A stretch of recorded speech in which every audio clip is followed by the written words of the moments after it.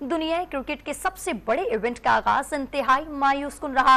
ना इफ्तिताही तकरीब, ना जोशो जज्बा, न जूनो वलवला। इफ्तिताही मैच के दौरान 1,32,000 की गुंजाइश वाले नरेंद्र मोदी स्टेडियम में खाली कुर्सियां मुंह चढ़ाती रहीं। मुफ्त चाय और खाने देने के तमाम हरबे भी नाकाम हो गए। नाकिस इंतजामात पर भारतीय क्रिकेट बोर्ड की अहलियत पर सवाल उठने लगे।